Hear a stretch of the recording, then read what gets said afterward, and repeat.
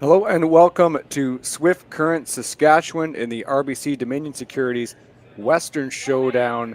This is the quarterfinal stage. It is seed number 1 versus seed number 8 with team Matt Dunstone versus team Gushue here, as you can see, just getting play underway here in Swift Current. My name is Marty Thompson. I'll be calling today's game. Appreciate all of the comments in chat. We'll be checking in with all of you as this game progresses. As mentioned, this is 1 versus 8. And take a guess who is the number 1 seed. That's right, it is team Matt Dunstone as they went ahead in the A qualifier. Team Gushue, multiple reigning Canadian champions, they had to go through the C side. Didn't have exactly the best result through the first couple games, but they managed to get through to the playoffs. Take a quick look here at the other sheets, other quarterfinals rather in play. We have Ryan Kleider, Brad Jacobs, Mike McEwen versus Brent Pierce, and John Epping versus Kevin Cooey. This just gives you an idea of just how stacked this field is here in Swift Current year after year. Plenty of storylines in this game. Thank you so much for tuning in on this Monday morning. The men's final day here in Swift Current as we see Team Dunstone deliver their stone into the forefoot. Harnden brothers are back together. We'll get to that in a second as you see Brad Gushue assess the house here. They have the hammer in this first end.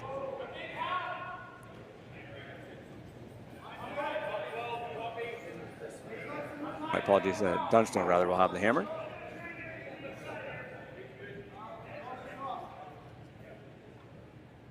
Brendan Botcher throwing second stones for this team. Now in his second month in this role. Lots of chopping and changing in the men's scene here in Canada, and these two teams on this sheet are certainly no stranger to that.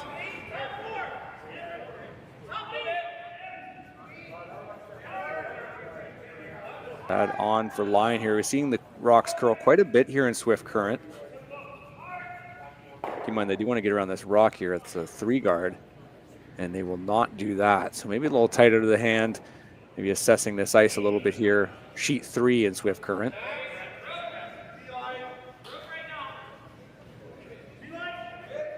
As mentioned, Team Dunstone had a pretty good week here so far. Went through in the A side, grabbing 1-point wins over Reed Carruthers and Rylan Kleider in the process. I mentioned Kleider is playing on an adjacent sheet here in another quarterfinal. That last game they had against Kleider, that was yesterday at noon. So they've had plenty of time to rest and regroup here. Gushue's last game was started at 9 o'clock last night. So quick turnaround for them. EJ Harnden with his come around in the yellow. Dunstone also calling. They're going to get a little bump off this. So both teams getting fooled with the amount of curl here. And is this something that Brad Gushue can go after? Looks like he can.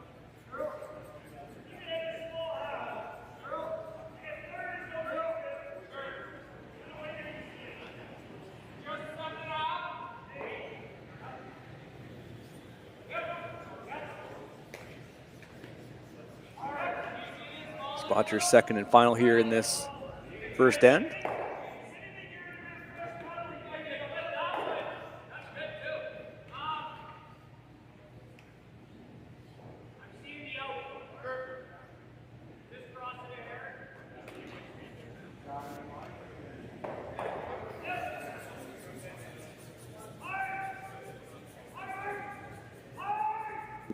Right away. A thin piece of it for sure and still get lucky, and they will do just that. Shooter rolls all the way down. But certainly a good result here for this team out of Newfoundland and Labrador, sitting 1 at the back 4.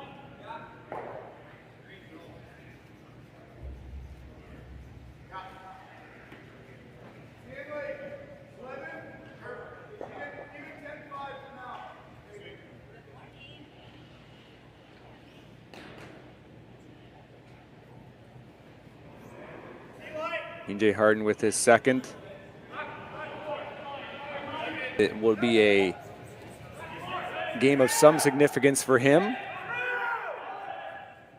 Of course, he departed this Gushue team, and what was that, just a couple weeks ago? It seems like maybe it was just yesterday, but in reality it was maybe a couple weeks ago. Picks up where he left off with his brother and Team Dunstone.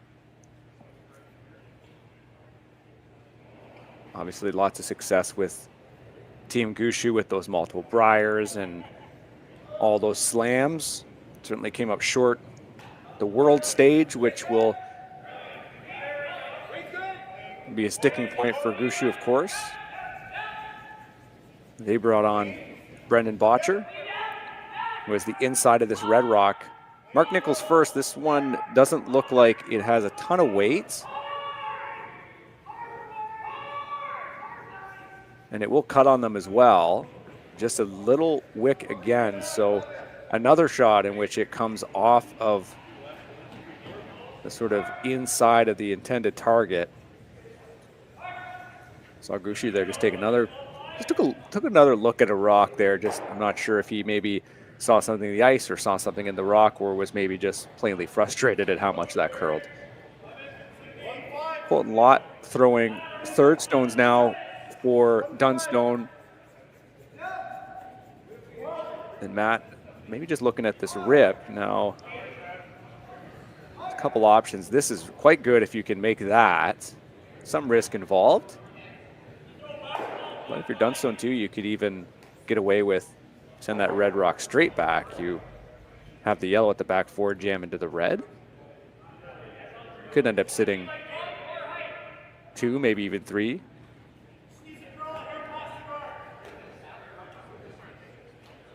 It's precise, but right now you've got some good cover.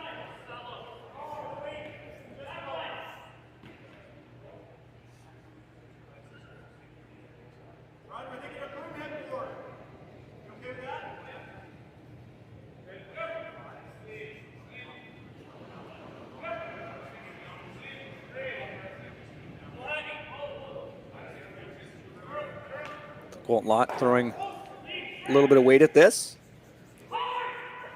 What a treat for Matt Dunstone to have these two sweepers.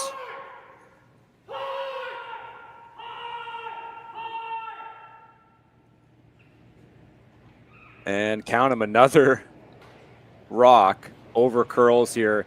The first end in this quarterfinal here in Swift Current. We're catching a bit of a theme. Doesn't make the decision making for Gushue too much different. Yeah, he'll go after the same rock, just hit it at a different angle.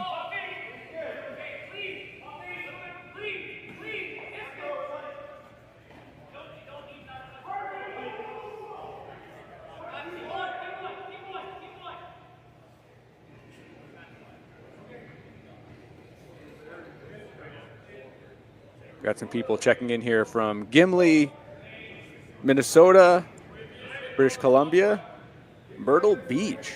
A couple snowbirds in Myrtle Beach. Thanks, Ted, for reminding us that the weather here is bad. I appreciate that.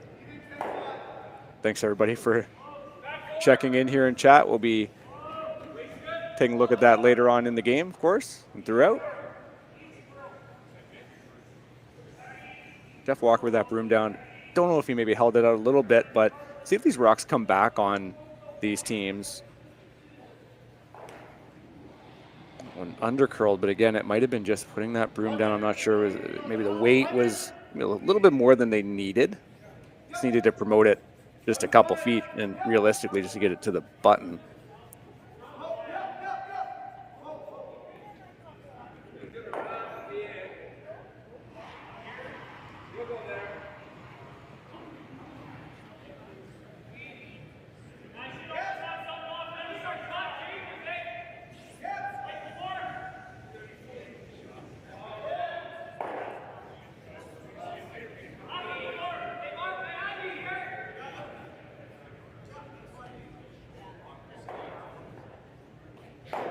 Final vice stones here.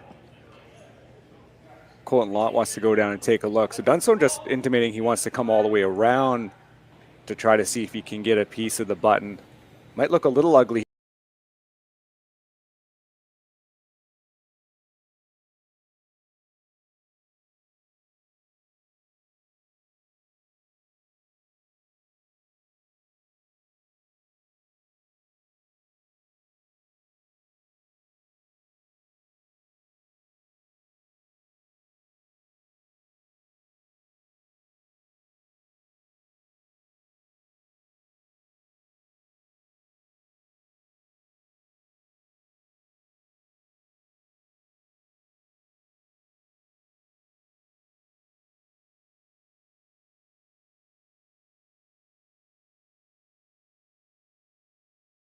Up skip stones here.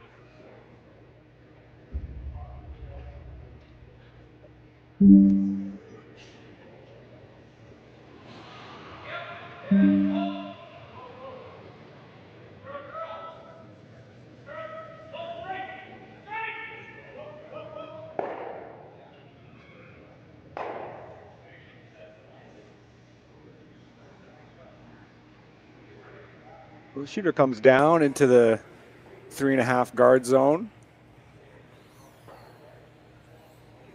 Mark Nichols here stepping into the rings to take a look at this stack of stones.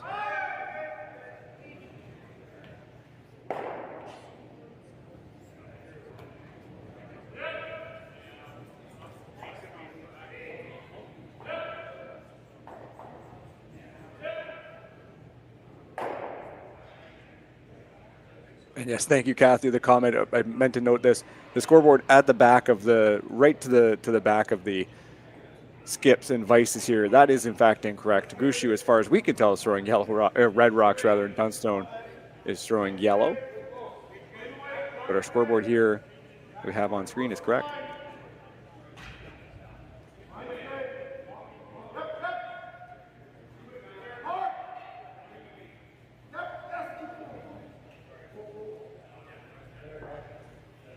So Gushue thinking, if you could promote this red rock in to the button,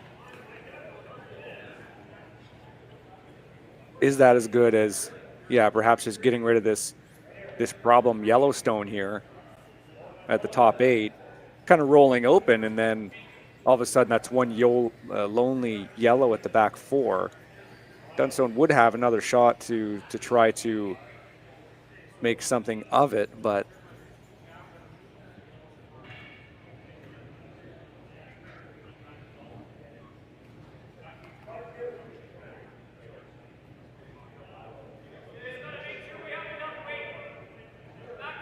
I had a chance to watch the Gushue game last night, Marty, and he was coming up a little bit light here. And one of the things that Jim was talking about on the broadcast last night in the game was that very uncharacteristic, of course, as you mentioned, about the team change, and sometimes the chemistry takes a little bit of a while to catch up on that. Yeah, that's a good point. Dan Hobson with us here in Swift Current. Yeah, there's a lot of balancing required, certainly. So what's the call here? Do you think were they just intimating just to remove that Yellowstone? Well, there's been a lot of rocks in play here just in this first end. You'd have to think that that would definitely be one of the things that. But if you're struggling with some of your draw weight, you may be more up to take the hit here than anything. So. First of 2 here from Brad Gushue in this quarterfinal. Botcher with the carve over. They want to get a hefty chunk of this Yellowstone, and they will. That creates a good shape with those 2 reds, Dana. It makes it difficult, I think, for Dunstone to really get a meaningful second yellow rock in unless they make this draw around this really tight guard. Well, they're really clogging up like that 4-foot area. As you see, there's like this maybe small area to come in, but it's just really difficult, so this is definitely like a little bit of a better after seeing what they did yesterday last night. And as you said, it was also like a quick turnaround. They were in that late game last night. And they had like a 4-0 lead in that game. So to be turned around that quickly and then have to be up against Dunstone, who we've known as a really good competitor. So it's got to be early discussions here early in the first hit. So you know that the importance is that they're in a little heap of trouble. As you see, like for Dunstone, it's that lone yellow stone there. Other than looking at it like 4 already. So you see, Dunstone has the hammer here in 1. But the path is sort of starting to get a little bit harder. The harder you have to go outside, and then you have to come more in. It's more difficult there to try to get your 2. So, Yeah, and the port down the center line is something that is quite ugly right now. I see the Hardens taking a look at this potential double. At least it would put a Yellowstone, I guess, higher up in the rings. The only issue is if you do come around, like if you did the draw that Matt intimated to start, then if you make it perfect, you almost give Gushue a bigger pocket to send these 2 reds in to raise them, right? If you end up like right T line, let's say, then Brad could hit just about any part of that rock that Matt now has his broom on and send a red in to be shot stone and likely frozen to a yellow. So the call is just to get rid of these. Try to at least give you something at the front of the house.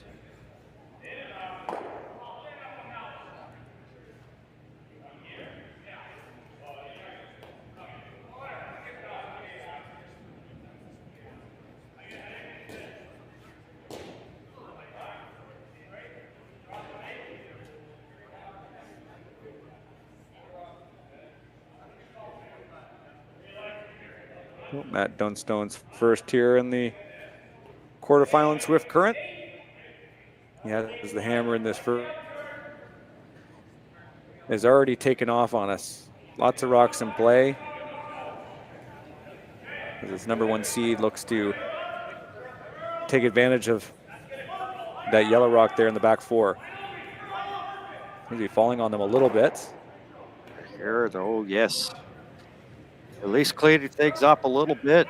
Removes both the reds, so looking a little bit better for him. Yeah, there's at least the opportunity in which, if Brad Gushue wants to get rid of this Yellowstone, there's at least a margin for error. Dunstone could potentially get a miss out of him at this point, but yeah, then as mentioned, the top 4 is at least open to a certain extent.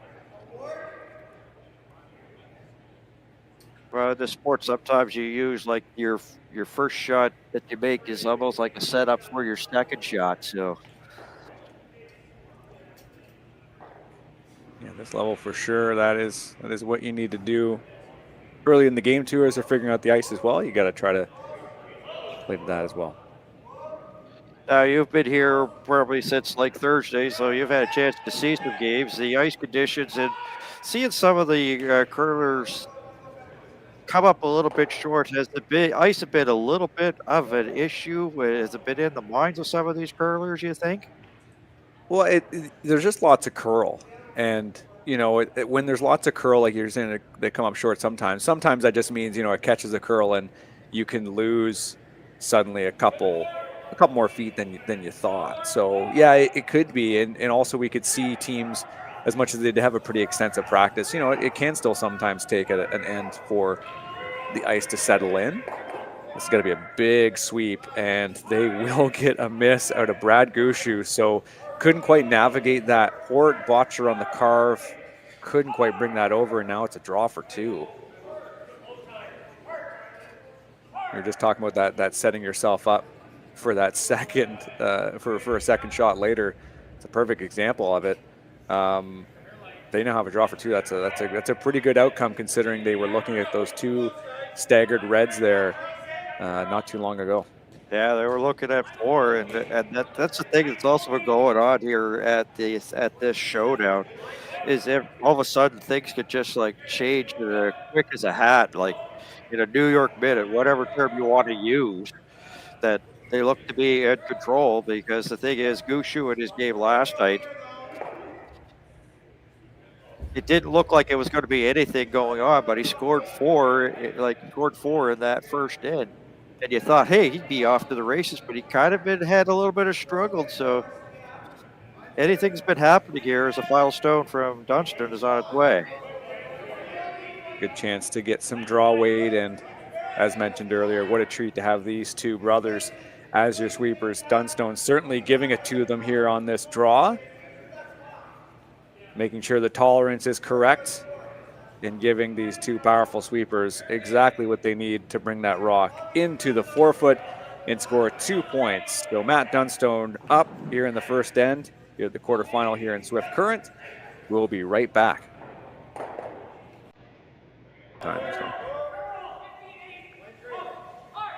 And welcome back to Swift Current, Saskatchewan. This is the RBC Dominion Securities Western Showdown quarterfinal Monday. Marty, Thompson, Dan Hobson, and the rest of the curling stadium crew. And Dunstone is off to a good start, and he was facing a lot of shrapnel there, Marty, in that first end, but he made a double, and then Gushue, who's been sort of struggling here at this championship this weekend, and that allowed Dunstone the door open and took advantage of two. So it's going to be Gushue here with hammer throwing the road red stones and end number 2. Yeah, both teams got fooled with just how much the rocks were curling. You know, I think there's maybe 4 or 5 wrecks on guards or even stones that were kind of in that top 4 range. And, you know, sometimes you put the broom down, and these are, you know, the best line callers in the world. And sometimes when you put a broom down, it doesn't stop that sort of gradual curl. So something to keep in mind, either you take more line or you try to have, I think we saw Jeff Walker do this in the first end, where you kind of put a broom down pretty early. You kind of do that snowplow motion and try to force it out a little bit wider. That's something that these skips might be looking at, but you know, that's ultimately what led to having so many rocks in play, is kind of just in this position where it's like, you know, you try to make one draw and all of a sudden there's 2 guards and the rip's not there. So yeah, something to look out for sure, as we see Dunstone line up for the guard here.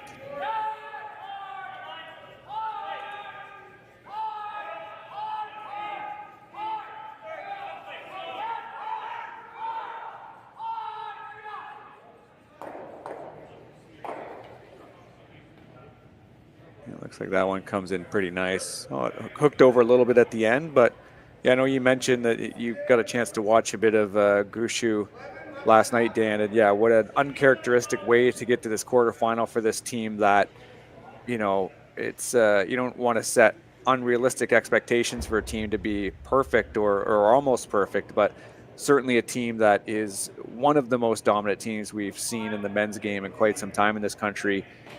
You know, certainly feeling it out a little bit this year, I think, with Botcher too, but to go through the C event, and I think they had I know the score isn't quite indicated, but a 10-2 loss to John Epping. I think they gave up a 5 at the end, but certainly not their like finest weekend, but I would not certainly doubt them at all to come out with the result in this one.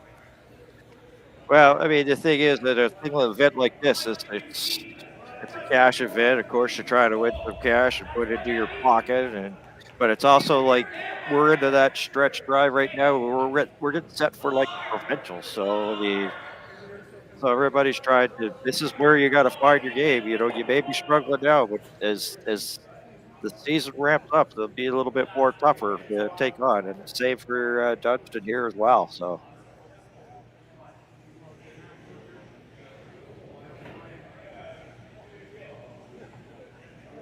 Here's E.J. Harden. We should note that, yes, there are 5 players on the ice wearing white jackets.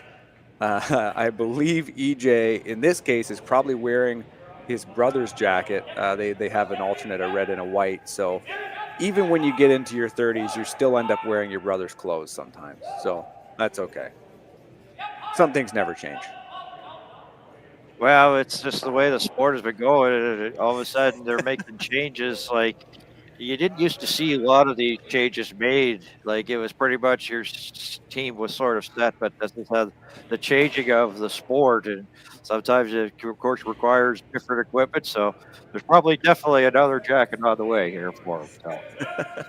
I would hope so. Yeah, BJ Neufeld on the out with this team here. Again, just a few weeks ago.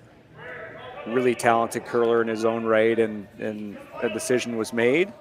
I think they've got a pretty good third rock thrower here in Colton Lott to move up into that position, and you know they've certainly got two great sweepers, so it's really hard to critique a move like that as much as BJ. You know, he's at the top of his game, is and has been one of the better vices in this loop for quite some time, but.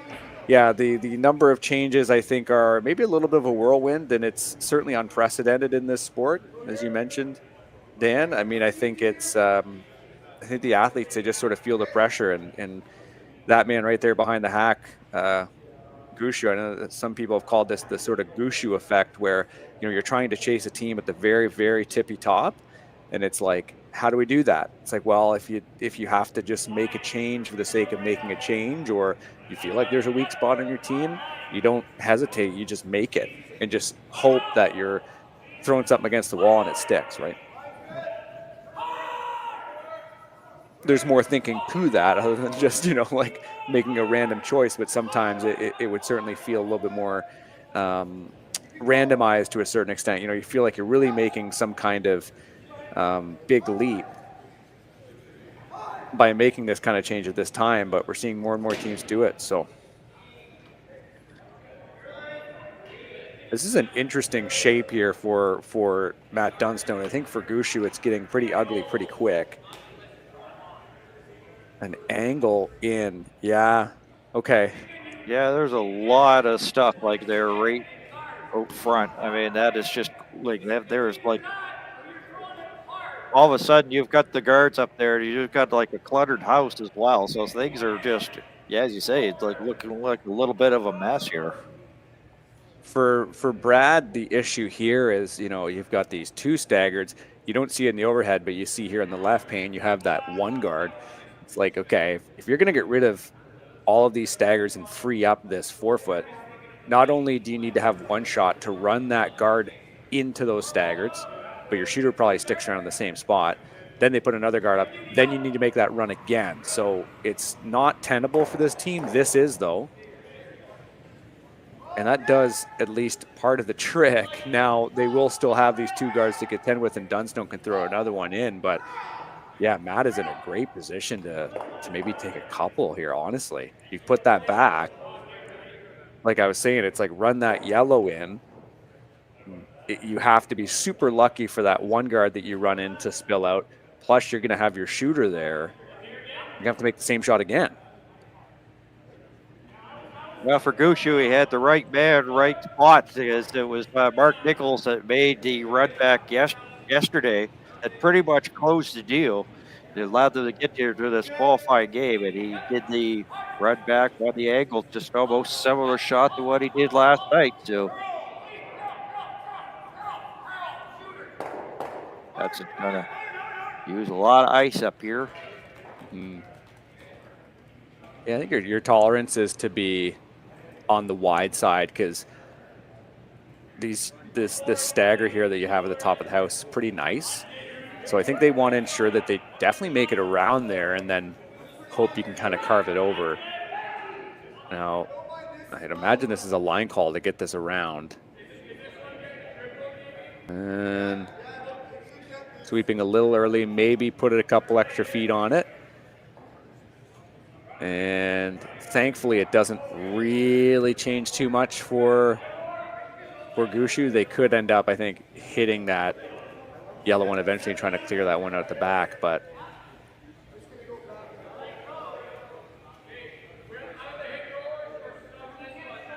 I don't know if you could maybe get shot if you draw, maybe. like just about there is kind of the ideal. I'm not sure if the rocks in Swift Current are curling enough at the very end or hooking in enough to get like to feel really comfortable with that. I think that's maybe what they're thinking is it's maybe not the best.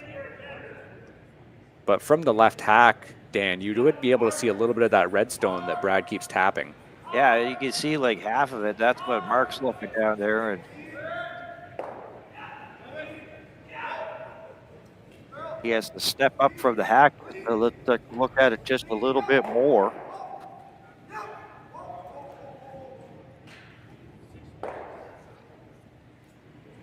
Come around is the call here. Mark Nichols, final stone here in the second end as Team Gushue looks to put something in potential scoring position, I think, at this point, Dan. Yeah.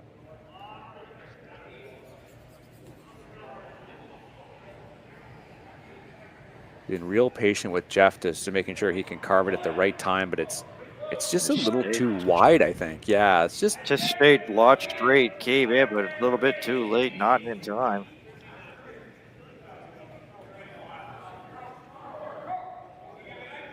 Bill Dunstone's sitting too. I'd imagine that draw just has to be so precise, you know, and it came in so wide, and I think that just had to be like a close to a 99%. Well, this is what happens when you have the center line pretty much clogged up, as everybody at home sees. It's you have to go wide to try to get in. I don't know if it's got the curl to do it. It's been curled to this ice all weekend, but it's got to be a lot there. But Team Dunstone must be pretty happy with the way things are going. They got their 2 in the first, and they got some pressure here on Gushue here in the second.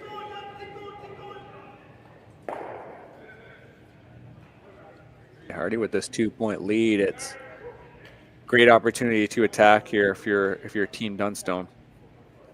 His first of 2 here in the second.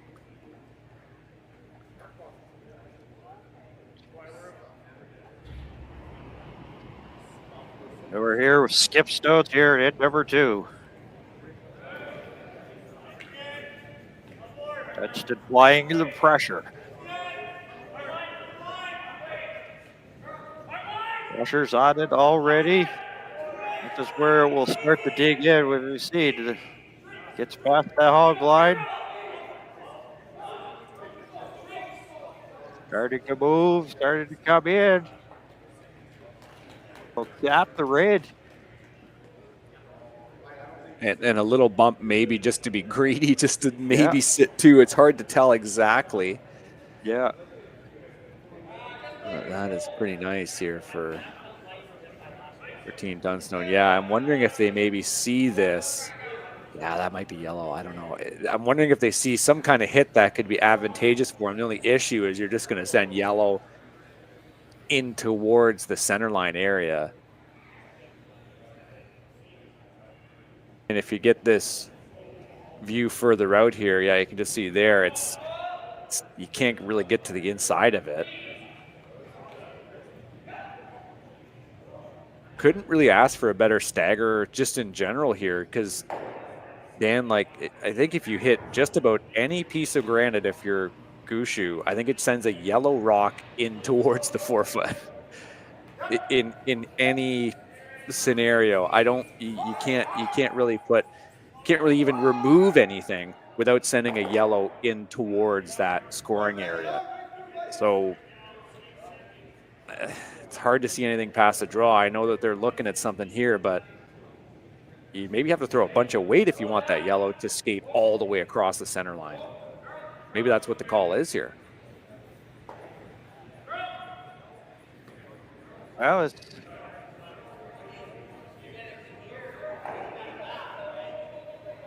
going to be really tough here to even get a multiple scorer for Gushue here. Gunhammer here at number 2.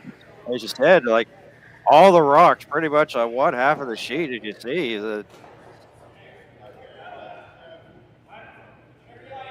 very tough shot. So, I mean, after having pretty much an easy in the qualifying game last night. He's had to face pressure cooker of a shot so far here.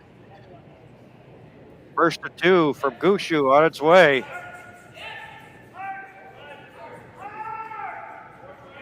Lots of mustard on it.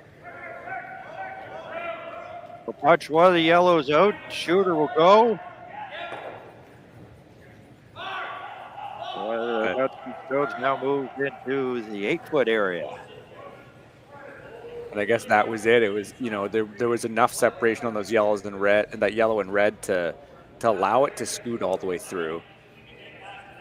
And good line call, because the issue is if you hit that any thicker, you know, you just end up sort of plopping a yellow rock in behind that really ugly stagger if you're looking in this left pane. So for Team Dunstone, it seemed like he was just kind of, Matt just himself just kind of poked at his nose there. I'm wondering if they're just trying to think about just nosing that yellow. But if you draw in and you get to the inside edge of that red at all, you make this draw very difficult here for Gushue.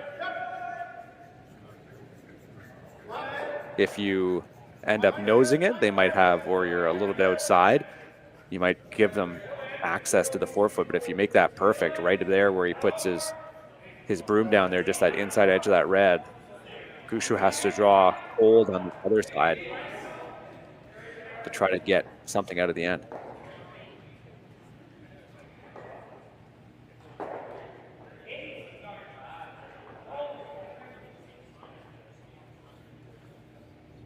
So we're into skip stones here in number 2. Dunstone leading 2-0 as the pressure here on Brad Gushue.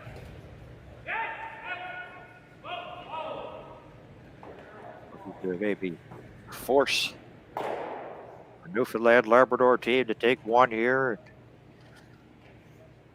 Also, steel still also in effect here too. Lots of things on the board here for Dunstone as he get ready to throw his last with the hammer it in too.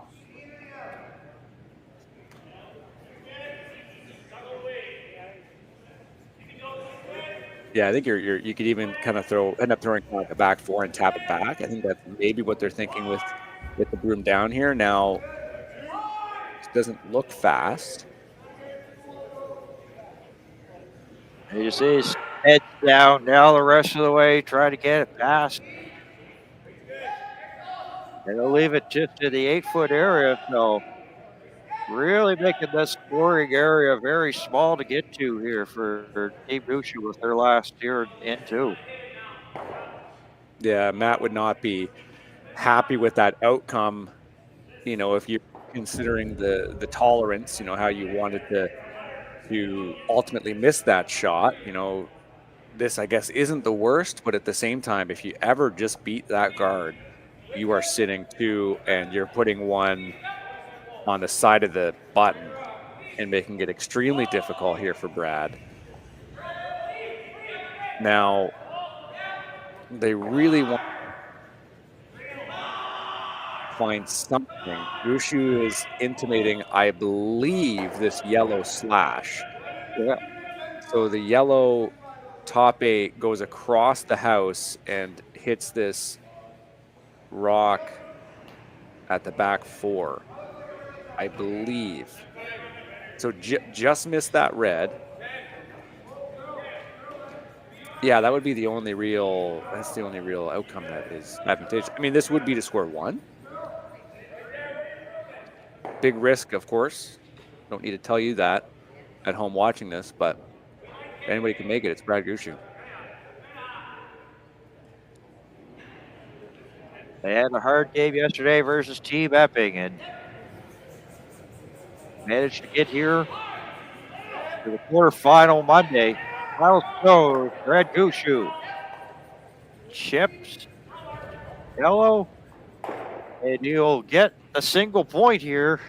Yeah, it was a hard-fought single point for him here in number 2. So we're going to step out, take a break, and we'll return to Swift Current for the RBC Dominion Securities Western Showdown after that.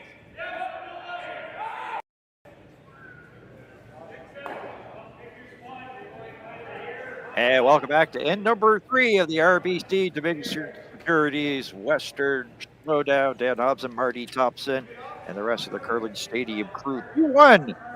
Dunstone over Gushue as we play the third. Dunstone, as you see, has the hammer, throwing the yellow stones. And it's one of those things that for Dunstone here, Marty, he got what he wanted. He definitely wanted at least Gushue to take one, because if you score two, I give up one. Now I have hammer, I can get two. It's working out very well for him, his game plan so far here in this one. It's funny though, you of course you go into ends without the hammer thinking that, but sometimes it's got to creep in your mind, especially looking at going into vice stones there. I'd imagine Matt had some sort of creeping thought thinking, is this going to be like a steal of two? It was just with those staggers, it really was shaping up to be there. I think honestly they're maybe 1.5 shots away from actually securing at least a steal. Yes. But you have to sort of take it, that it's a really good end from this team, obviously a solid first end as well. So it's got to keep rolling with the momentum and feeling like you've certainly got the edge on the reigning Canadian champions here.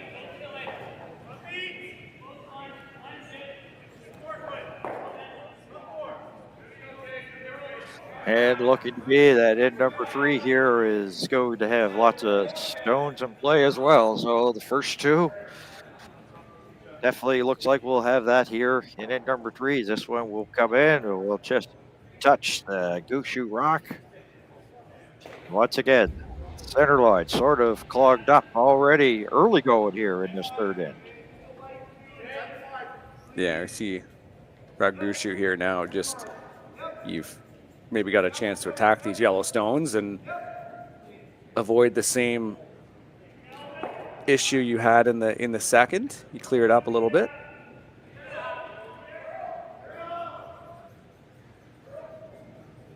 Especially with Botcher throwing second stones, you just want to whack this. You dead nose it. You have 3 red rocks here at the top of the house, and you don't have hammer, so you're certainly in control of this key area.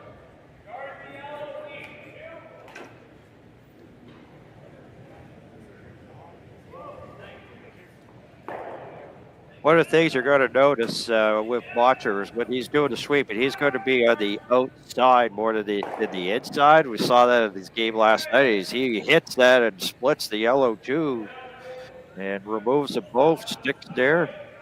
Lie too, but he'll be on the outside. He's still trying to learn the sweeping, still trying to learn how the throwers throw and everything like that. So I was seeing that in their game last night. Yeah, it's interesting with the sort of carving motion, and certainly folks that have a little bit more knowledge in terms of how sweeping operates. There's a nice little clear out there from EJ Harnden. Perhaps some people with a little bit more of the science background can sort of explain this, but that carving motion, that really quick sort of knifing, whatever you want to call it, it does seem to be that speed is certainly a factor to the rapidity of that motion seems to be really what allows that rock to curl over. At least from my personal experience experimenting with carving, it seems like, boy, if I could make more strides this way in that quicker motion rather than when you're sweeping inside, you typically you want to put, like you just see Jeff here, just making sure he's got lots of weight down on the rock. And Brendan, obviously new to sweeping, and of course that makes a lot of sense, but he does seem to have a little bit more of that speed to that carving motion, perhaps more than Jeff does. Jeff's obviously a bigger player, bigger person. He can put more, he can afford to put more ice, or put more weight rather, on the ice and on the broom. So I think that's something to keep in mind, and maybe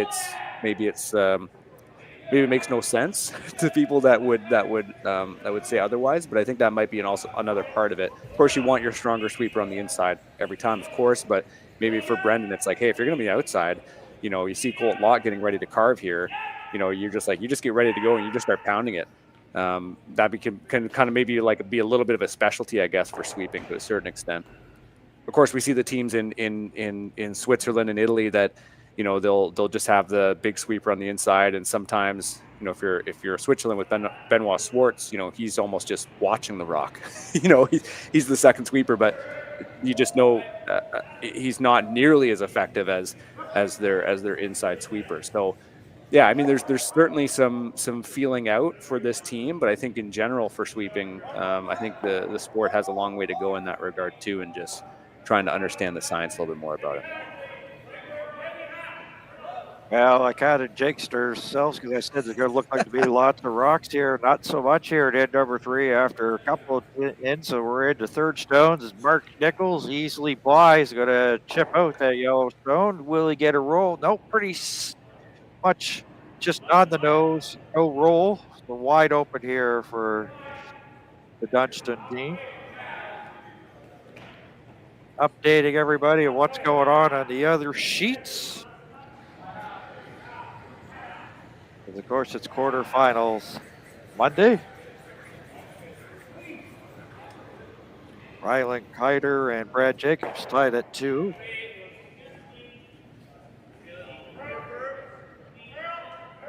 Rick Gears out of Westminster, British Columbia, of a 2-1 lead. He's got hammer as they are into the 4th over Mike McEwen. John Epping of a 2-0 lead over Kevin Gushue. This will keep you up to date on those games, so you can stick it right here and let you know what's going on in the other sheets in the quarterfinals here on the RBC Dominion Securities Western Showdown. So you see they're getting a little bit more away from the rigs, or getting more to the outside as they're into the 12-foot area.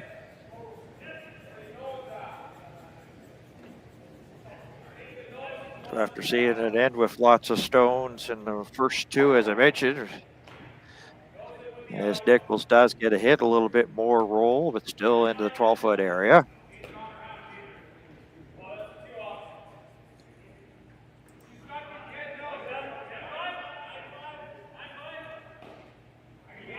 So after having a couple of hits, lots to talk about. Nothing much here in this third hit. Definitely sort of like, maybe one of those ones that, hey, we might have to pump the brakes.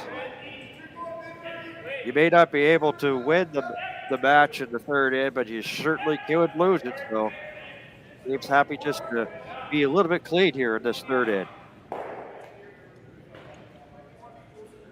I'll just take a quick look. I know we brought in some commenters there at the start of the stream, but I want to thank people from all over watching this game. I think we saw Mount Pearl there in Newfoundland and Labrador, Halliburton, Nova Scotia, Gushue fan, classic.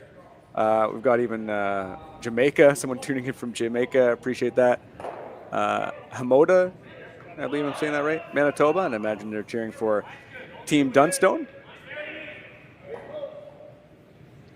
Again, thanks everybody for tuning in. I know this is certainly one of the top games here in this quarterfinal, but you mentioned that Ryan Kleider, Brad Jacobs game, already 2-2. Those are 2 really exciting teams to watch. I think if you're not familiar with Ryan Kleider, from watching, primarily, I guess your slams and Briar Scotties, what have you on TV, that is a really fun team, and certainly on the up.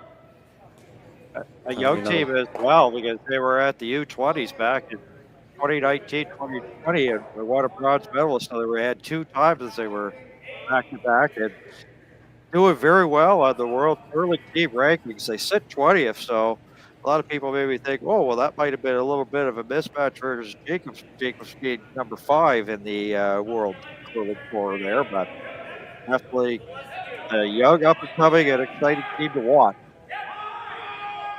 Certainly, a lot of discussions over that kind of that next generation, not only just the legit next gen program. We see this role is going to be awfully good for Dunstone, just for fun to see if he can't put it around that one guard. But that next gen classic that they put in for that U25 level, they won it. You got to start to sort of think about what these next generation of players going to come from, and how we're going to sort of prop them up. The fact that Mike McEwen out of Saskatchewan is going to gain that automatic berth to the Brier. That's certainly going to help Kleider in that sort of Saskatchewan Sasktel tanker to try to get through and represent Saskatchewan at that level. But, I think just the idea that they've got those competitions specifically geared for those younger players, prop them up a little bit, and then sort of send them on their way is certainly quite helpful. It tips out here at number 3.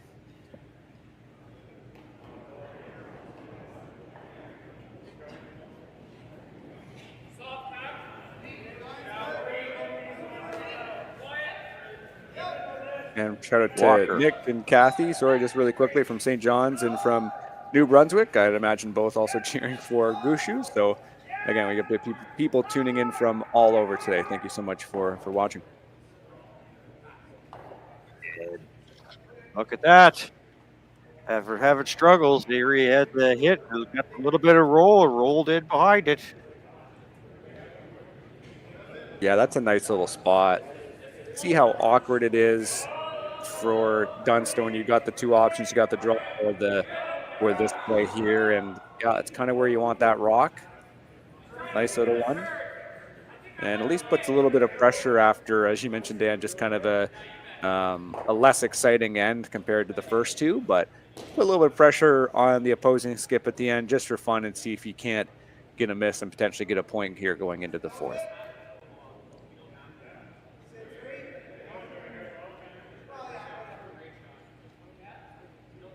Now, one of the things that we've learned a lot about here for the Showdown weekend, which began play Thursday, no lead's really safe.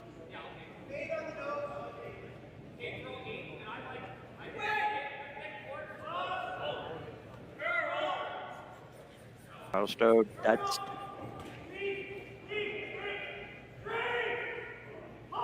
trying to get past that guard. He does, and now he'll chip. Will he roll out enough to? No, he won't. He'll get a single point, so he'll have a 3-1 lead and give Gushue the hammer here for end number 4. So the Gushue with that great hit and made in behind the guard, and it's a point. So 3-1's where we stand here.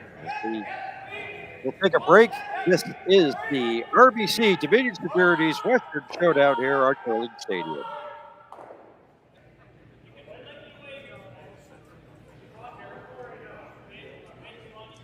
And welcome back. And there we are taking a look at some of the scores for the other sheet. As you see, Jacob and Kleider 2-2 as they play the fourth, and Pierce had that 2 there back in N3 and has a 2-1 lead over Mike McEwing, and John Epping with a 2-0 lead over Kevin Cooey. As we said, we'll keep you up to date. All those games also on Curling Stadium, but if you're here, we're glad that we are here. Marty, Thompson, Dan Thompson, we've got in number 4 here of the RBC Dominion Securities Western Showdown quarterfinal. We've got Gushue versus Dunstone. Gushue has the hammer here, throwing the red stones at end number 4. And Marty, how quickly sort of the synopsis has changed. We were talking about how Dunstone got that 2 at end number 1 and happy to give Gushue the 1. Gushue was probably happy that Dunstone took the 1. Now he's got the hammer and looking for a deuce to try to get back the evening here, almost at the halfway point here of this matchup. Yeah, and just again, it's like I sort of said there at the end, it's like, oh, just see if you can't force the skip to a miss. And then for Dunstone, it was just, you love to throw that board weight, when you're at this level, because if you can throw that, you can really, especially in the start of the game, you can get a good feel for it. It really helps later on, especially in club curling. But for him, it was just, got too thick of the rock. I think they were maybe a little scared about, getting a little too wide, so they carved it and they just got too much of it. So, yeah, I mean, obviously very, very fine details, but, at the end of the day, it doesn't matter if this is your sort of main critique for, seeing ends with lots of rocks or not a lot of rocks. At the end of the day, it comes down to those fine details no matter what. So, for Gushue, yeah, I mean, certainly a good result in that end. They've got a chance to clear these out. and they will, but that yellow will roll not quite behind the corner guard. And there's at least something to work with here for Team Dunstone here in the fourth. I still certainly like their chances in this game. They've been playing quite well. It's got to keep the momentum. They assessed. Archer split things open here just a bit, opening things up. Here for Team Dunstone. Yeah, good opportunity just to wrap around this guard down the middle, and then suddenly, you kind of focus the play down the middle, but you certainly can't discount these two biters. I mean, glorified biters. They're pretty fully in the 12-foot, but you have this focus across the house. You don't want to leave the double. You might, but maybe you don't even need to go after there. If you're Gushue, you can leave the double for later. So, yeah, I mean, there's not a bad shape here for Dunstone to try to at least put a couple rocks in it and see where you end up.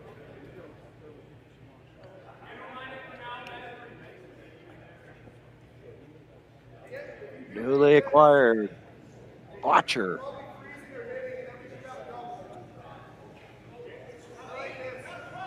Yeah, I'm really intrigued to see how this team will, come to shape as Team Canada, especially through the Brier and some of these later Grand Slam events. They lost the final in the points bet, and then the Tour Challenge as well, and they're right there to figuring out this new lineup as well. So, yeah, I mean it'll be really intriguing to see just how they sort of come to be as the season progresses. I think the Botcher move is you can't really complain if you're a fan of Team Gushue in terms of getting a free agent like that. It just comes down to the role. I know we talked about that earlier, Dan, but yeah, I mean it's a team that's incredibly dominant, as we mentioned, and have been for quite some time, and it's trying to sort of maintain that progression through this next quadrennial.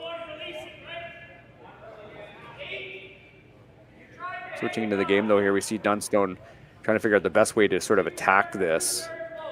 And maybe the call get a little bit of separation on that Yellowstone that's behind the red, like sort of bump it back into the, the back button or T-line zone, and then you can at least make Gushue have to throw something a little uglier to try to get rid of it.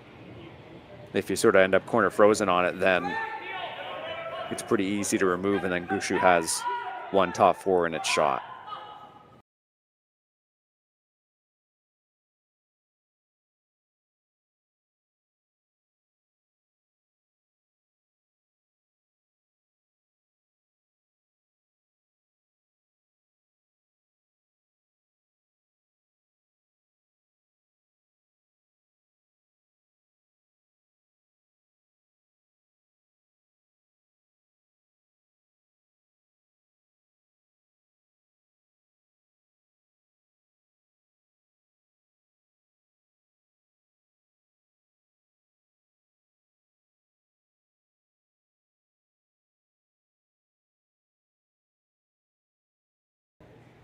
In the 8 and 12 foot.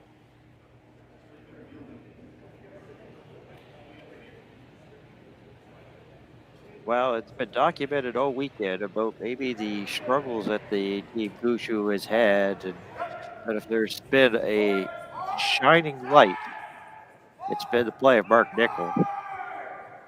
So we're in the third stones here, and in number 4. Great sweep. Walker brushing hard, head down all the way. Will chip the yellow, also chip that other yellow out. You know what? That works. Yeah, a bigger roll than they wanted. Yeah, maybe it was just. Yeah, I'm trying to sort of read lips here with Brad and Mark. Yeah, it was maybe just a little less weight than they thought, but yeah, you're right. I mean, Nichols has been playing well, and he'll go down as one of the best curlers that this country's ever produced, in my mind. I think it's it's hard when you're sort of playing behind someone like Brad, but he really has been one of the most consistent curlers for a long time, and took time off and came back, and is really this dominant period that this team has had out of Newfoundland and Labrador has come after that time off. And I just remember him coming back and just immediately back to that sort of top form. Certainly one of the best throwers that's in the game right now.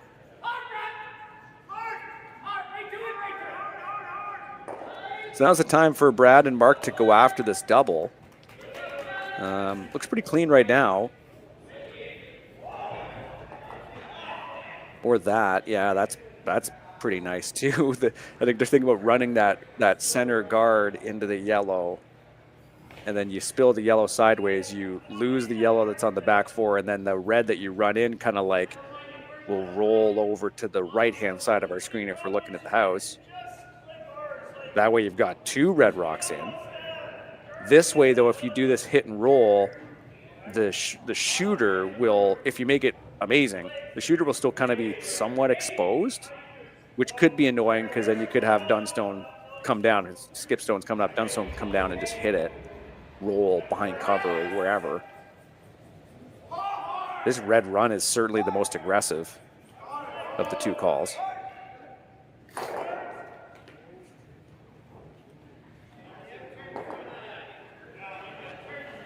And now's the time to be aggressive.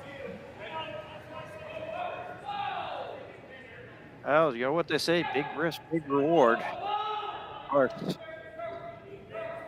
Sometimes also these days, it's another term that can be used. Sometimes you're the windshield, sometimes you're the bug. I like that. I've never heard that one. I like that, Dan. I like that. I've used it a lot. Used it a lot of my sports broadcasting days. Not a ton of weight on this. Yeah, that's gonna just open up like the house in front of the house, but not really gonna help anything that went on or going on in that house right now. So yeah, it's tough, right? Because if you're Gushue, you kind of want this exposed because you hope to eventually have a shot where you can perhaps just unmoor this yellow rock in the forefoot eventually. But as Dunstone's already intimating, it's like, boy, you just maybe the double's not very clean because that red is melded on there. But if you could ever whack it out, there's a chance you're sitting 3. And all 3 of them kind of bundled in the front.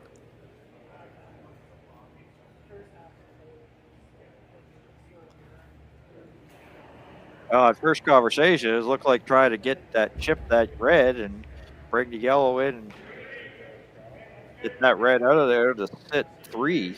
Yeah.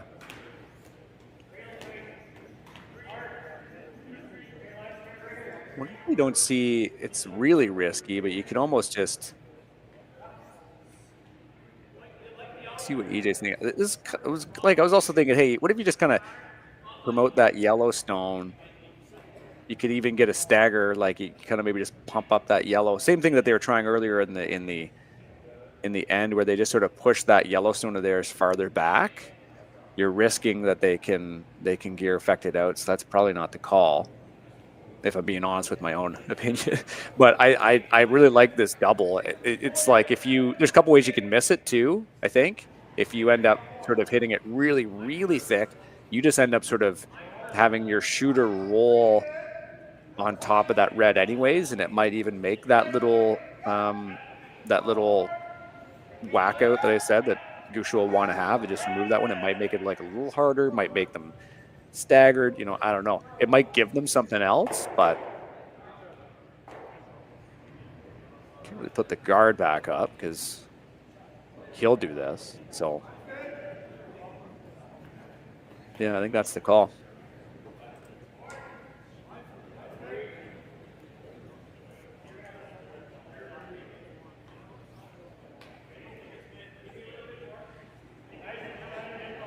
Brad Jacob with a big 3 spot in the end number 4. Lead Ryland Glider 5-2 as they play the 5th. Here still Lady McHugh at 3-1 as they play the fifth. Kevin Coey with a deuce there, and hit number 4 has tied that up at 2-2. It's the quarterfinal Monday from Swift Current.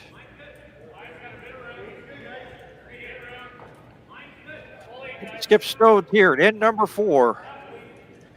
Gushue with the hammer, the first of 2 from Dunstone.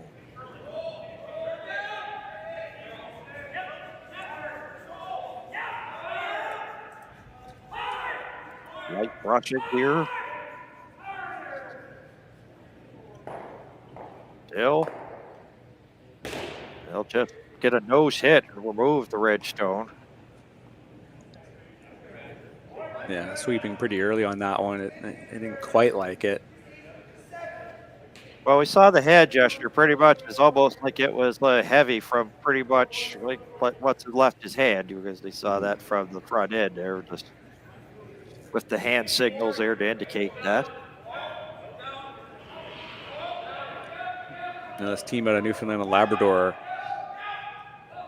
the shot that Brad's suggesting is to hit that Yellowstone on, I guess, Mark's side right now, the one of the top 8, have it spill to the opposite side of Mark, have the yellow spill out the back, and then have the shooter kind of roll behind that Yellowstone that Dunstone just threw, and could be sitting 3. I think it's again, we should note that, and I know people at home are watching the top of house view and they think they see something. Sometimes these cameras aren't exactly over the pin, so it can just skew with your vision a little bit. So before you make any predictions, just keep that in mind. Big weight here from Gushue. Skip Stones in 4. She bang. Gets rid of the yellow stones. One on the back and one just outside the 12-foot area. Yeah, just the key was to get that shooter to roll. Now Dunstone has a pretty straightforward double at least. I don't know if you can get, I don't know, I think you just focus on just clearing them out and just leaving it right there. Well, yeah, there's nowhere to hide really. Yeah, I think you're maybe looking at that too. I mean, they're looking at this, but it just kind of cool. It's like, is the triple there? I guess you only really need to nudge that red rock. Again, it looks like their third shot, but big shot here for sure. I would just focus on the double. Maybe give them 2. That's all right.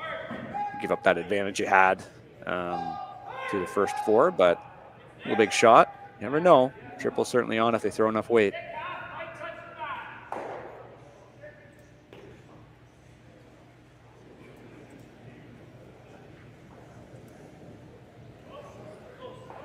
Let's get big weight from Dunstone. And chipped both of the rocks out, leaves it right out there, but as you see, wide open. Yeah, solid attempt. Brad now has that sort of inside-out draw, which will be, a new path, but there's lots of space on it. Yeah, another good solid end here from Dunstone. They few shots short. I think that the first couple ends, if we're looking at this as sort of the first half of the game, that had lots of opportunities to really blow the game up. And for Gushue, they're really rounding into form. It feels like momentum-wise. Make this draw, take your 2, and then head into the 5th end here tied.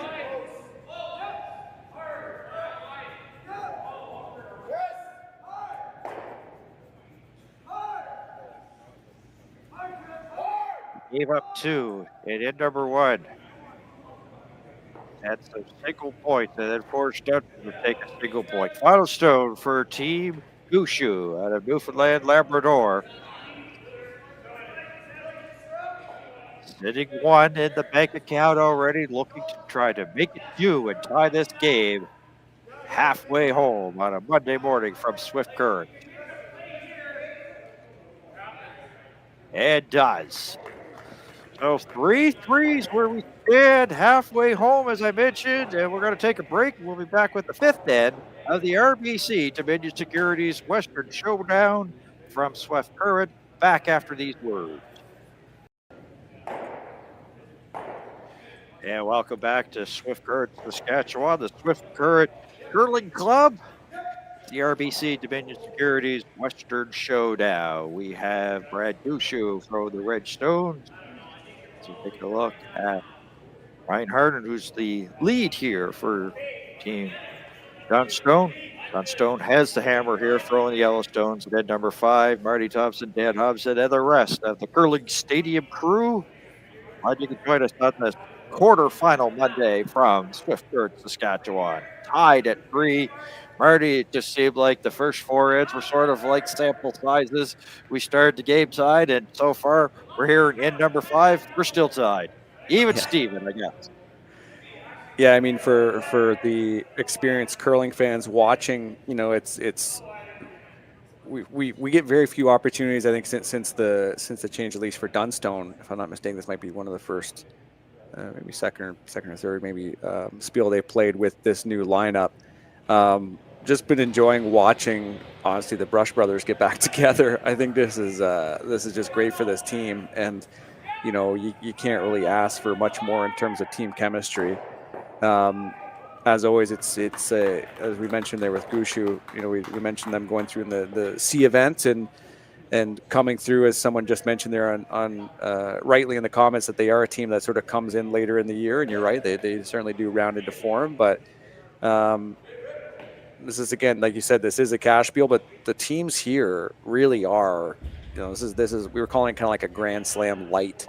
You know, there's all fantastic teams here, so it's a good test. It's obviously great that everyone's able to watch, and yeah, I'm really curious to see what happens in the next 4 ends. I think Dunstone's played quite well, but Gushue's had their opportunities, and you know, we'll see where this ends up here. As we have second of the Brush Brothers here, at least in the order of shooting, trying to clear this guard.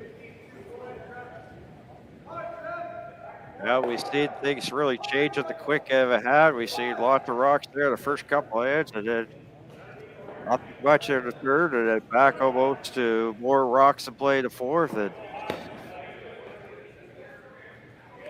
here we are in the fifth there. Just one Yellowstone of Dunstone as we take a look at Brendan Botcher getting ready to get his throw underway here in end number 5. A long time skip, as we've always documented here throughout the broadcast. Marty and I have, so pretty much a nose hit. Gushue lies one just for the meantime, but teams are going to be, looks like they're going to trade shots here in this fifth end. Yeah, certainly shaping up to that blank. I was just looking at the comments here. We got some really great discussions and some compliments for us too. Believe it or not, Dan, people said nice things about us. That's good. Wow. Oh, that's good. I was just seeing some comments here with you know, folks. Maybe, I'm not sure if speculating is the right word, but just talking about sort of the general vibe or expressions on this Team Gushue team or vice versa. I try to, you know, the sport is interesting in that you can get a lot out of watching the game in terms of people's expressions. You know, it's you can compare it to basketball, for example, where it has an advantage over stuff like hockey or football, where there's too much equipment, where you can really sort of sense expressions in interpersonalization and everything.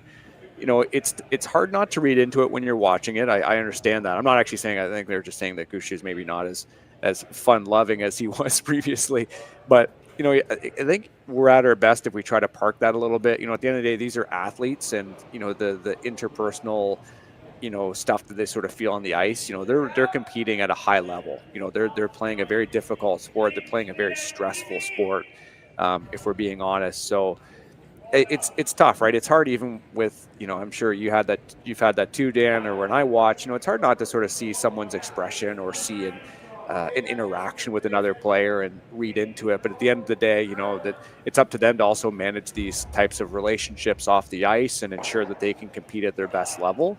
So yeah, I mean, as much as you could sort of say, well, man, so and so looked a little pouty this game or whatever, that just kind of comes with the territory. And at the end of the day, these are all athletes that are, managing the emotions that come with a very emotional game. And unless you sort of see unless you're really certain of a real, years-long pattern with one player, it's certainly hard to read into the sort of interpersonal nature of how teams sort of evolve. I think this Gushue team is another great example, right? Adding Brendan Botcher, a top level skip at second, right? This is a whole nother kettle of fish, even for how he will communicate for shot calling. If Brad, Mark, Jeff, if they lean on him for that or whatever, it's a very it's very sort of it's a loose thing. It's hard to grasp, how teams sort of operate. You can sort of make those assumptions, but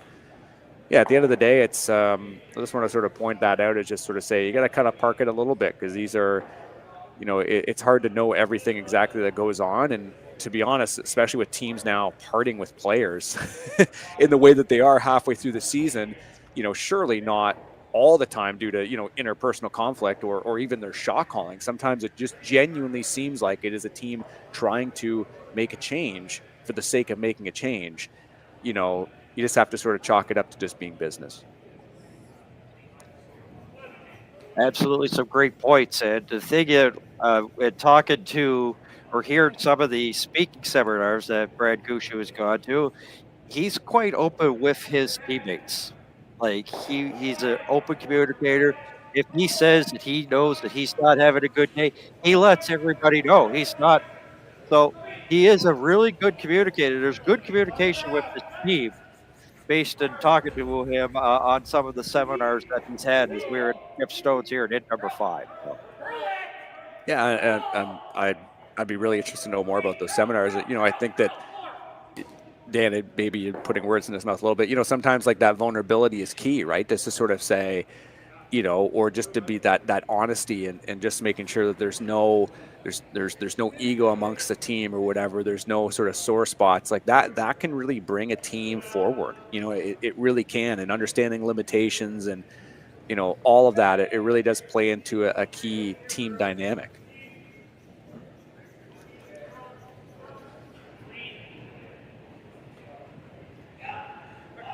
Very quiet in number 5 as they get a little bit of a hit and a roll in the 8-foot area. So just exchanging shot. Dunstone looking to carry the hammer into 6, but you can't really anticipate it. You have to wait for the shots to be made, and the shots have to be made. At least we're not playing on a clock. If this was on TV, they'd just be speeding through this one for sure. You see Gushue just trying to poke this Yellowstone out.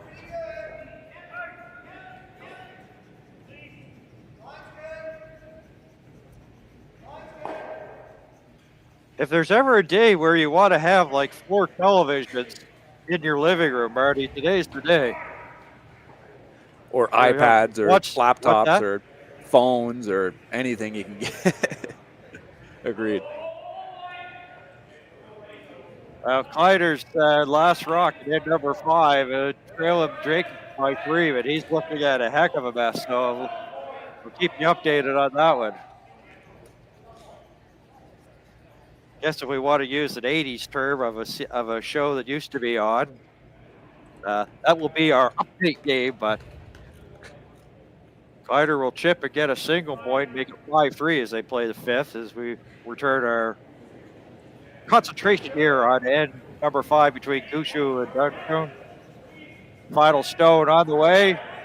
Look at the hit and roll out and carry the hammer into 6.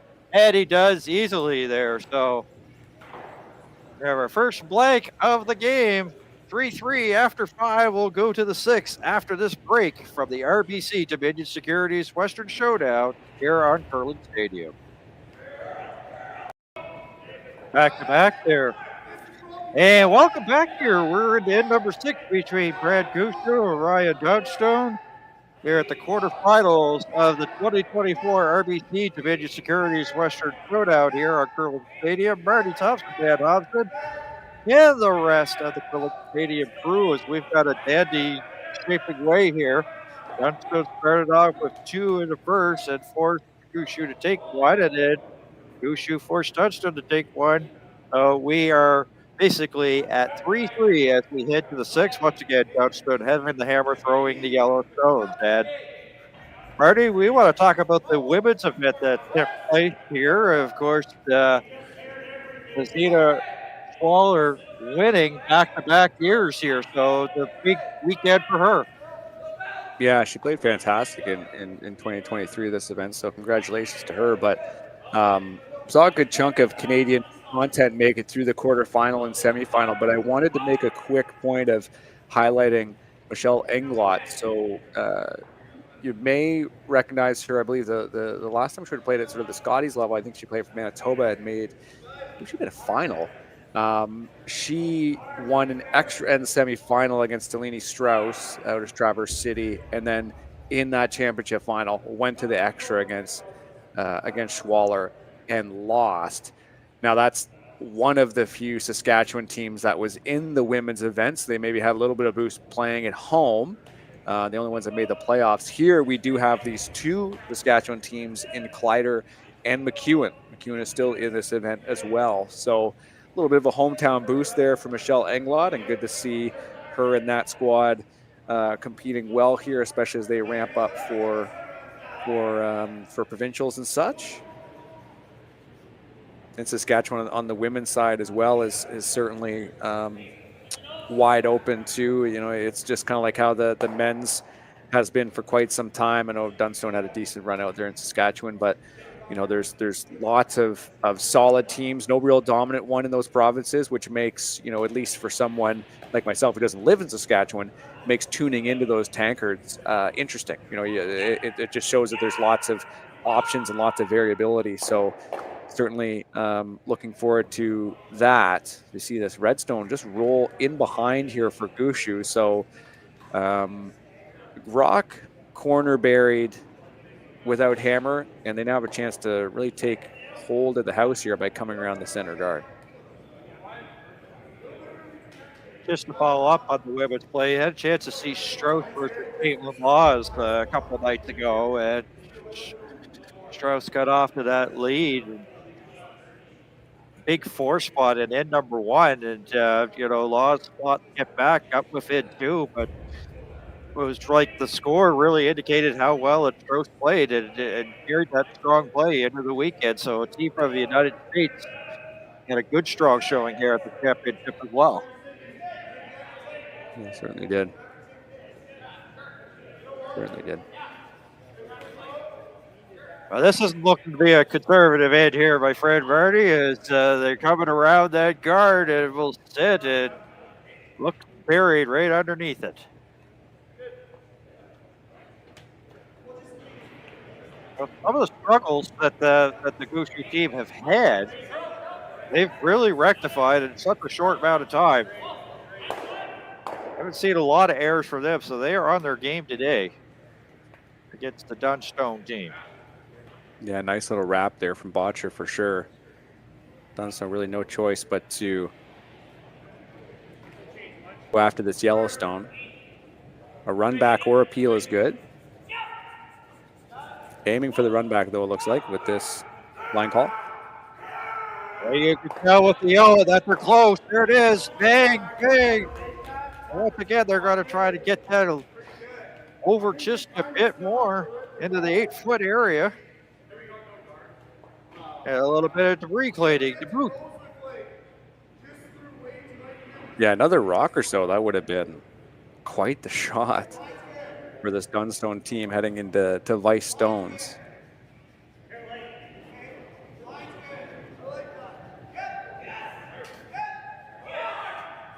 Whatever about the Kleider or Jacobs game, we'll get everybody up to date on the other 2 games as well.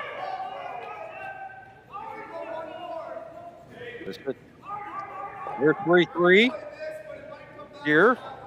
seems to be a common trend. It's 3-3 between McEwen and Pierce, as McEwen got 2 in the 5th that they play the 6th. Well, Nichols got. Point. Oh, sorry. Sorry, go ahead. I was just going to say that a single point, a couple of points there for McEwen. He's tied it up 3-3, and it's still 2-2 as they play the 6th with Epping and Bowie. Nichols got fooled with how much that curled inside out, I think. And just wicking off that red is just really not the way you want to miss this. The call from Dunstone is to just split the house. Come around on this side. Be sitting to cross house as we see, Nichols and Gushue. They certainly won't shy away from trying to double these out. Now this does not seem like it's a lot of weight. Yeah, they got both of their heads are down here.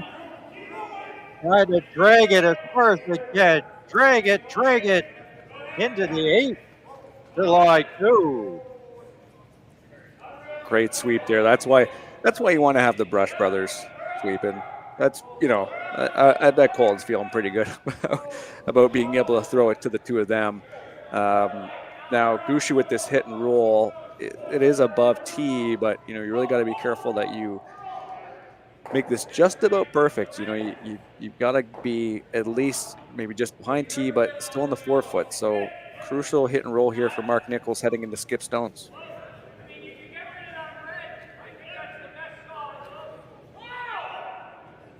Walker. There's the hit off the stone throw by Nichols and a little roll to the 4-foot area in the lie 1. Crucially here for Dunstone, that's a miss from Nichols because now Dunstone can make this double, if he's intimating where he wants that rock, not only next to impossible, but have 2 of these rocks buried. Still has to make it though with Colton Lott.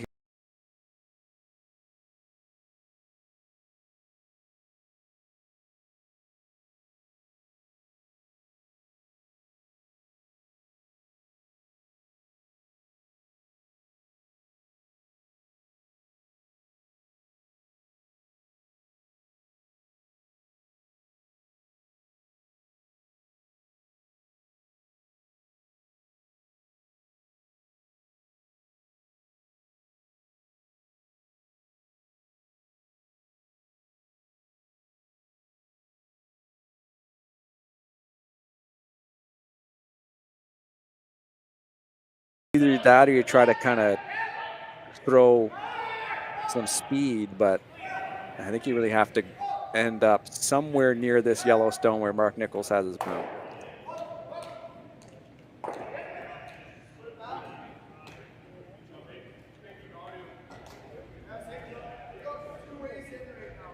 Watcher coming in to join the conversation with Nichols and Gushue.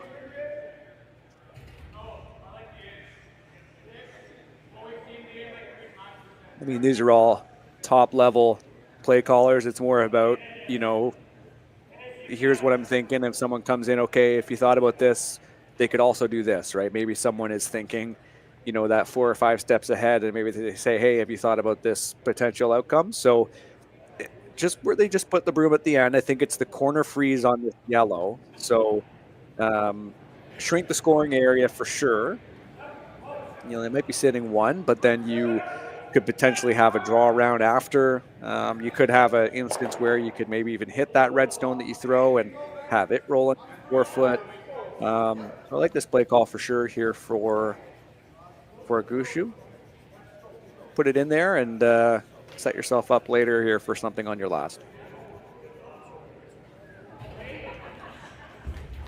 Gushue calling for a little bit more ice from Mark Nichols as we're at Skip Stones at number 6.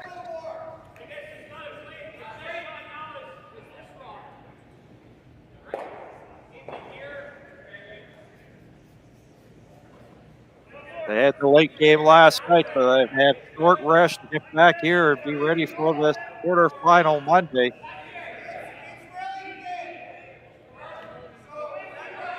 Watcher, head down, try to drag it. Nichols joining the party as well.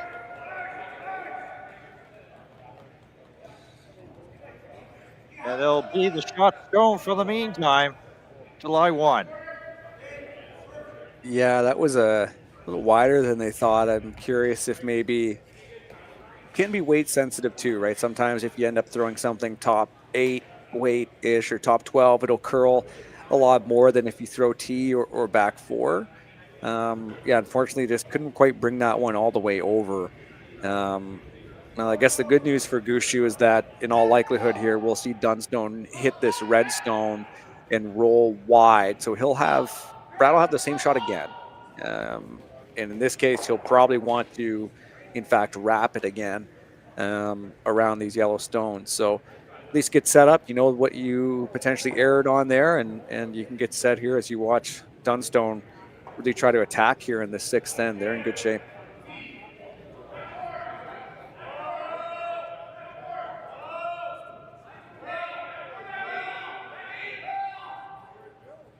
First to 2 from Dunstone. And number 6.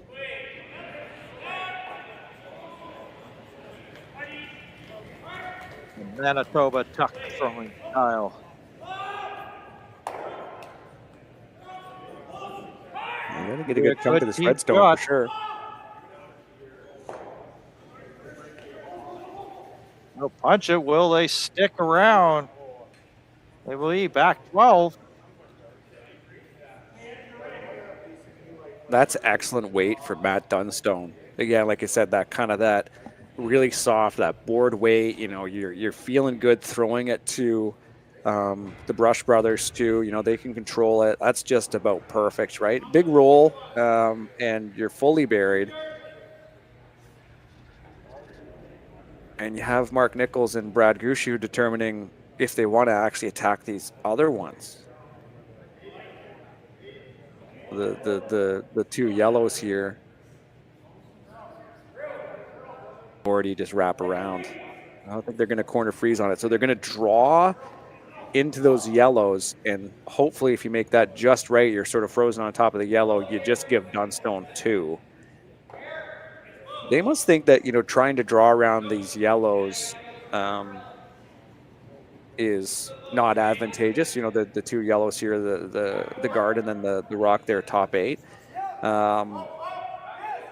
You know, it's curling, but maybe not as much as it would be, you know, for example, on arena ice if we're watching, you know, a big event in an arena. So this seems like the safer call. Just come right to these yellows, and then hopefully you just plant this on, and then you give Dunstone 2. I think the key is also just to be completely like nose frozen to that yellow stone. Well, we're into the late stages. This is end number 6. It's really curling off the center line. It's really moving. A draw weight, which was a struggle yesterday, and that is going to come up short. Yeah, unknown. It just like it was moving so quickly there. Like it's, you know, the pictures, I know it's not exactly the clearest, but you can certainly make out the center line, and yeah, it just started to boogie right off the center line pretty early in the trajectory. That's not good news if you're a Gushue fan watching this, as we have Matt Dunstone with the draw. You only have to be full 12 to get 4 points here in the 6th end. And we should know too, with Dunstone having this hammer in the 6th, that means that ideally in a perfect world he has it in the 6th and 8th, which is more than Gushue will just have it in the 7th. So massive opportunity to take advantage of that double hammer opportunity here for Matt Dunstone.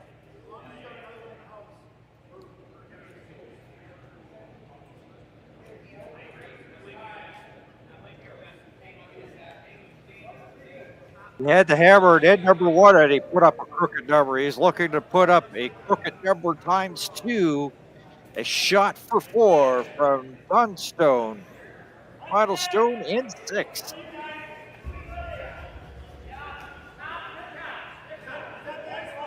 They're taking this one a little wider, and smart just to have the brush down all the way. You know, your tolerance is certainly to be heavy on this one. You've got lots of ring to throw to, and that's a pretty nice draw here from this team out of Manitoba.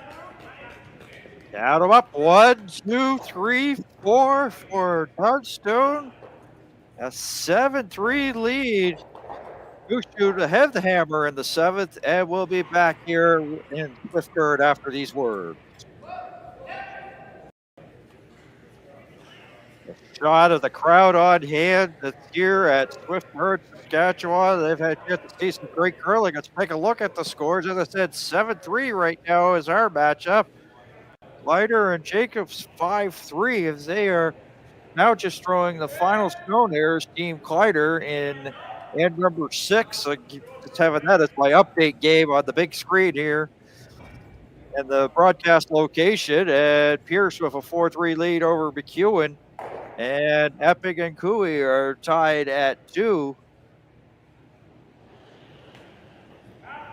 As we are back here, this is end number 7. With Jacob, with Brad Gushue and Ryan Dunstone, and Dunstone with a big 4 in that 6 bid. So Gushue has the hammer, throwing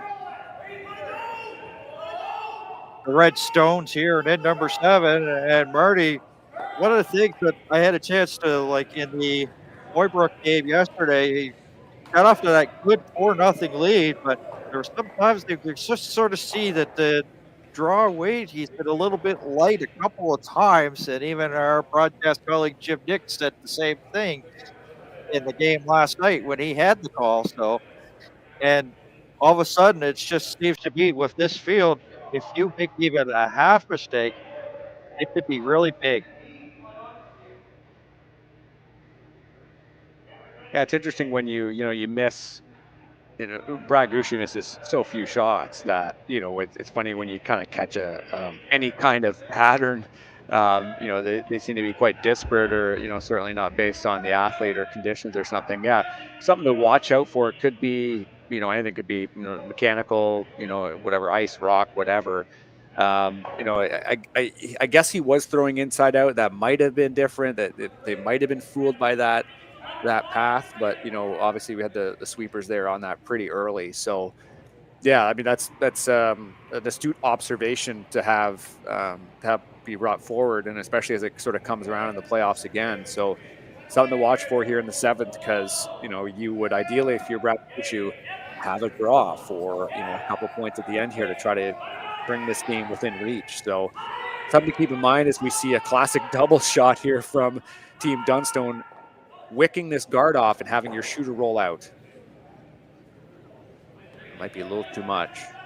Oh, that's just about but they'll try to push that rock out there is Dunstone with the blue jacket here, scraping it towards the back and outside. That is just a fantastic shot. Again, something that's been ported over from the doubles game. You can have your shooter roll out, but you can move that stone that's in the playing area anywhere. And they put the rock there. I think the Reed Crothers that maybe called that area in the back, they called it the coffin corner. That's such a precise shot. Comes down to weight, right? For sure. But, if you really think about, if you're a club curler, you're like, okay, I want to be able to push this rock that's, about right here, 1 or 2 guard. I want to be able to push it back to that corner. Some curlers, if they want to send it to the opposite side, they would be tempted to throw, like a board or something, or quite a bit of weight, when in reality, you kind of want to throw a soft board or something, or because you can't get a big chunk of it because you need your shooter to roll out. So that's a really, really precise shot. And again, just complete credit to this team, because you just see, just in the doubles game with the power play situation, you just see exactly how much it nullifies an end like this, right? Because now, Brad's in robot mode because he just has to call the same thing now, right? You're just putting it right back. There's no opportunity to attack.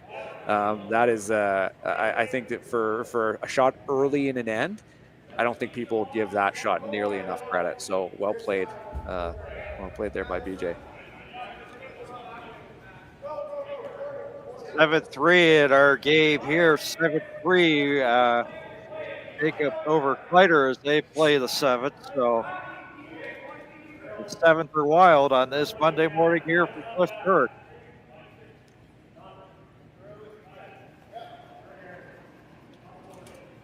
Yeah, another good run here from Brent Pierce as well. Excited to see them make it to the stage. I know they had some pretty solid games here in the triple knockout, so best luck to them as well. And for Team Dunstone, just happy to keep everything clean here.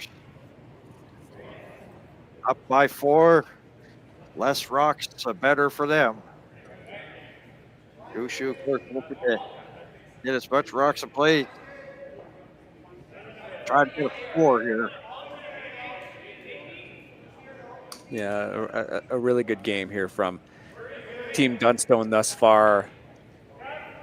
You'd really hope that they were able to settle in with BJ joining the team, and I'd imagine they're in a good shape. Just, you know, the familiarity, not only with his brother, but, you know, the rest of the team. He's a known quantity, so yeah, it's good to see that they're playing quite well, and this will be a nice little bonus that they're able to sort of move on in this event. You know, Dunstone did sort of a it was one of those interviews did around the Grand Slam, just talked about, you know, the team wanting to find a little bit more momentum like they did, I think, at the start of the quadrennial there.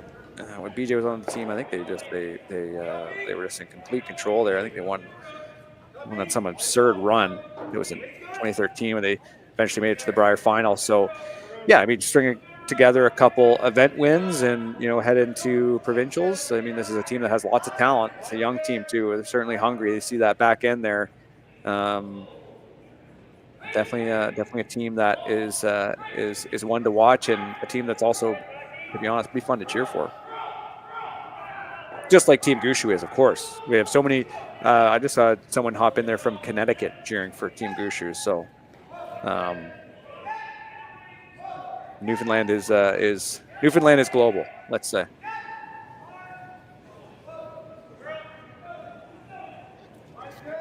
We've got to go to the back 8.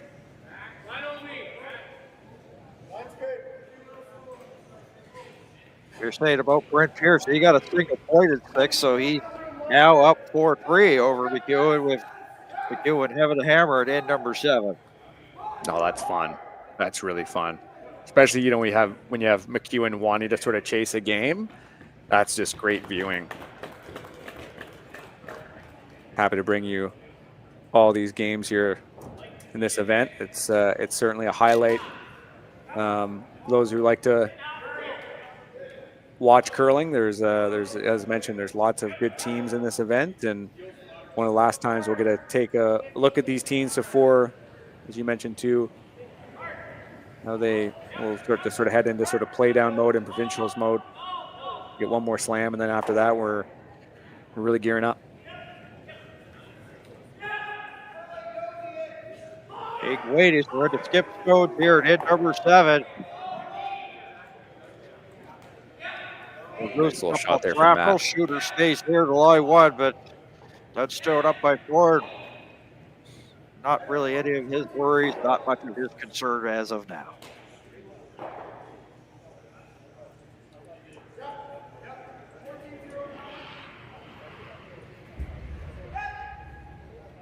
So the winner of this game will want to play the winner of Ryland Kleider and Brad Jacobs is the 4-5 game. And Mike McEwen would be technically the second seed, is another team that went in to the A qualifier. They're playing 7 and Brent Pierce, and then you have John Epping and Kevin Cooey at 3 and 6. John Epping's another team that was really one to watch. Quietly putting together some big wins and spiels here in Ontario and elsewhere. Really intriguing outfit out of Northern Ontario.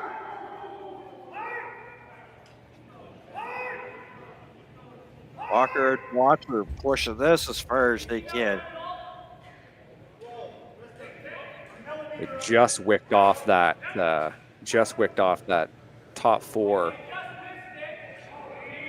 Over curled on them again a little bit, so yeah, I guess if you're Dunstone, you just want to hit, and maybe you kind of end up touching the 4-foot somewhere in there. At least make Brad shoot at this one.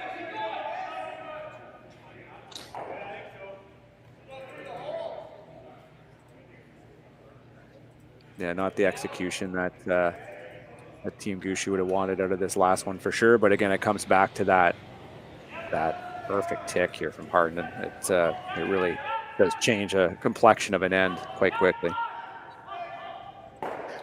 Lots of giddy up on that. Goes the red Gushue shooter goes as well. And there's going to be handshakes that go around here as Dunstone defeats Gushue 7-3. And they won't play the 8th end. And Dunstone will move on. Yeah, I mean a well-played game here from Team Dunstone. I think from that first end, they certainly had some decent momentum. They scored that 2-pointer, but yeah, they had lots of momentum. They played quite well, and you see Gushue with the round of applause there as they wrap up that game. But yeah, Dunstone, I think, rightful winners to move on in this game, and good luck to them in the semifinals. Well, folks, as I said, this is quarterfinal Monday, so there's 3 other matchups going on. Jacobs with the lead over Ryder there in the 7th. You may want to tune in to Pierce versus McEwen on Sheet C. That's 4-3, and Epping over Cooey 3-2. Still lots of close games, so you can feel free to use your YouTube and scroll on over to watch those. So, for my broadcast colleague, Marty, Thompson, and the rest of the Curling Stadium crew, my name's Ben Hudson. Thank you for tuning in. You've been watching the quarterfinals of the 2024 RBC Dominion Securities Western Showdown from Swift Current, Saskatchewan. So long for now.